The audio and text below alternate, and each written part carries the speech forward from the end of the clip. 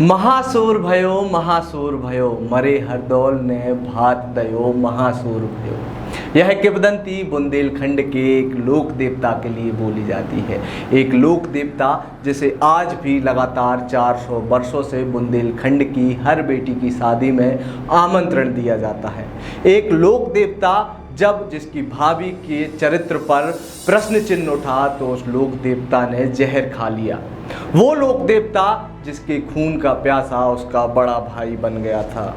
ये वो लोक देवता है जिसे आज भी हर शुभ काम से पहले विशेष तौर पर आमंत्रण दिया जाता है। नमस्कार, मेरा नाम है अंकित और आप देख रहे हैं आयुध।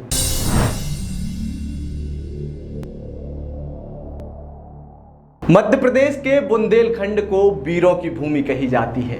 यहाँ पर कई लोक देवता और कई लोक देवियाँ हुई हैं जिनकी आज भी पूजा पूरे सम्मान के साथ होती है।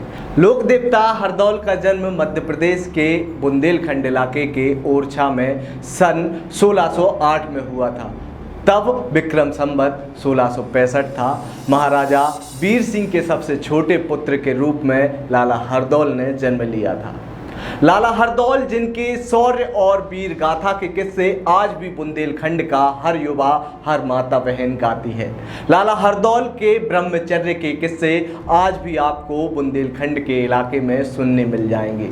लाला हरदौल के बारे में कहा जाता है कि उनकी भाभी से इतना स्नेह था, उनकी भाभी से उनका इतना प्रेम था कि भाभी उन्हें अपने छोटे बेटे और लाला हरदौल अपनी भाभी को माँ समान पूजते थे। महाराजा वीर सिंह के बड़े पुत्र जुझार सिंह जो कि लाला हरदौल के बड़े भाई थे, वह तत्कालीन मुगल साम्राज्य में मुगल बादशाह शाहजहां के यहाँ पर सरदार के रूप में कार्य करते थे। मुगल बादशाह शाहजहां ने जुझार सिंह को दक्षिण भारत में सेवाएं देने के लिए भेज दिया। इसी बीच जब लाला हरदौल अपनी भाभी के साथ रहे तो कहा जाता है कि भाभी और उनके बीच में स्नेह काफ़ी बढ़ गया। लेकिन जब जुझार सिंह अपनी 4 वर्षों की सेवा देकर वापस लौटे तो जुझार सिंह के कान उनके ही साम्राज्य के सरदारों ने भर दिए। सरदारों ने जुझार सिंह के कान भरते हुए कहा कि उनकी पत्नी चंपावती और उनके छोटे भाई हरदौल के बीच में प्रेम प्रसंग चल रहा है। कान के कच्चे जुझार सिंह को सरदारों की बातों पर पूरे तरीके से यकीन हो गया। वह अपनी पत्नी चंपावती पर शक करने लगे और शक भरी निगाहों से उसे देखने लगे। लेकिन कहा जाता है लाला हरदौल और चंपावती का जो स्नेह था वह माता और बेटे के समान था। जिस तरीके से एक माँ अपने बेटे को स्नेह करती है उसी तरीके से चंपावती अपने छोटे देवर को अपने पुत्र समान स्नेह देती थी। लेकिन कहा जाता है कि जब कोई अपना ही अपने खून का प्यासा बन जाए तो भगवान भी उस चीज़ को नहीं बदल सकता।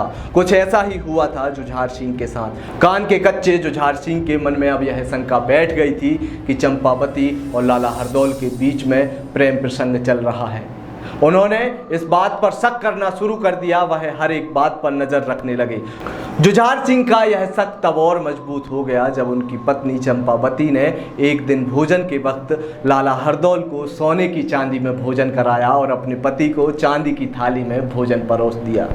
जुझार सिंह आग बबूला हो गया। उसने देखा कि मेरी पत्नी मुझे चांदी की प्लेट में भोजन करा रही है और मेरे छोटे भाई को सोने की प्लेट में भोजन करा रहा है। ऐसा इसलिए था क्योंकि जब जुझार सिंह 4 वर्षों की सेवा देने के लिए दक्षिण भारत गए हुए थे तब चंपावती अपने देवर को सोने की चांदी में भोजन कराती थी क्योंकि वह अपने देवर को अपना पुत्र मानती थी। इसी कारण चंपावती ने उस दिन भी भूलवश अपने देवर को सोने की थाली में भोजन परोस दिया। इसके बाद जुझार सिंह अपनी पत्नी चंपावती को यह आदेश देता है कि तुम लाला हरदौल के भोजन में विष मिलाओगी। जुझार सिंह का यह आदेश सुनकर चंपावती भावुक हो उठी। चंपावती की आंखों में पानी आ गया। वह अपनी नम आंखों के साथ लाला हरदौल के पास पहुंची और उसने यह पूरी कहानी बताई कि आपके बड़े भाई को आपके और मेरे रिश्ते पर शक हो रहा है।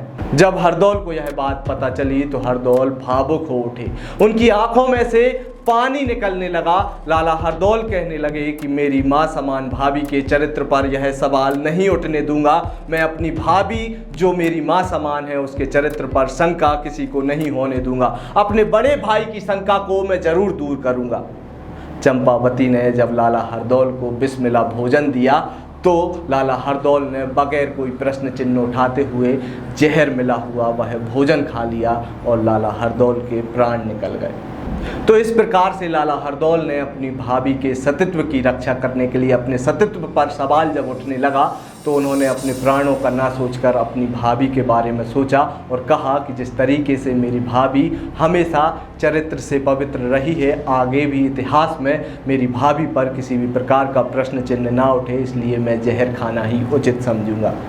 इसके अलावा लाला हरदौल के बारे में एक और कहानी कही जाती है। यह कहानी भी बेहद प्यारी है।